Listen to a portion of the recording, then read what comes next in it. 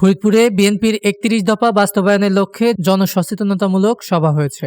শুক্রবার সন্ধ্যায় সদর উপজেলার পেয়ারপুর বাজারে কৈজুরি ইউনিয়ন বিএনপির উদ্যোগে এ জনসভা অনুষ্ঠিত হয়। এ সময় বিএনপি নেতা মজিদ মাতুব্বরের সভাপতিত্বে প্রধান অতিথির বক্তব্য রাখেন ফরিদপুর জেলা বিএনপির আহ্বায়ক অ্যাডভোকেট সৈয়দ মোদাররেস আলী ঈসা, জেলা বিএনপির যুগ্ম আহ্বায়ক সৈয়দ জুলফিকার হোসেন জুয়েল, দেলোয়ার হোসেন দিলা, ফরিদপুর সদর উপজেলা পরিষদের সাবেক ভাইস চেয়ারম্যান বেনজির আহমেদ তাবরিজ, সাধারণ সম্পাদক জাহাঙ্গীর হোসেন প্রমুখ।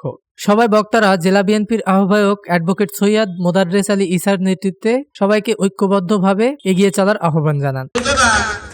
আমি কৈজুরির আমার ভাই বোন মা বাবা সহ বন্ধু বান্ধব যারা আছে আপনাদের কাছে বলতে চাই যে আমার বন্ধুরা যে কথা বলেছে আমি আপনাদের সন্তান হিসাবে পাশে থাকতে চাই।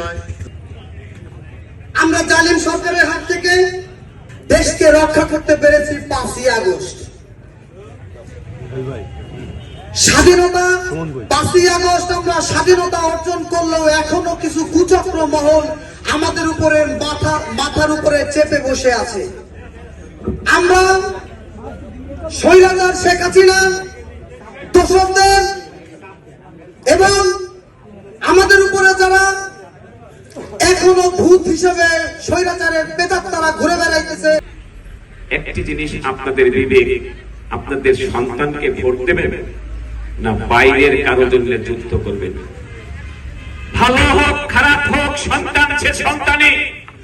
আপনার এলাকার সন্তান অ্যাডভোকেট সৈয়দ মোদাররেস আলী ঈসা অর্থাৎ কৈজুরি ইউনিয়নের সন্তান। অনুষ্ঠান পরিচালনা করেন জাহাঙ্গীর মণ্ডল। এ সময় বিএনপি ও তার অঙ্গ সংগঠনের নেতৃবৃন্দ উপস্থিত ছিলেন। ডেস্ক রিপোর্ট, দৈনিক রানার।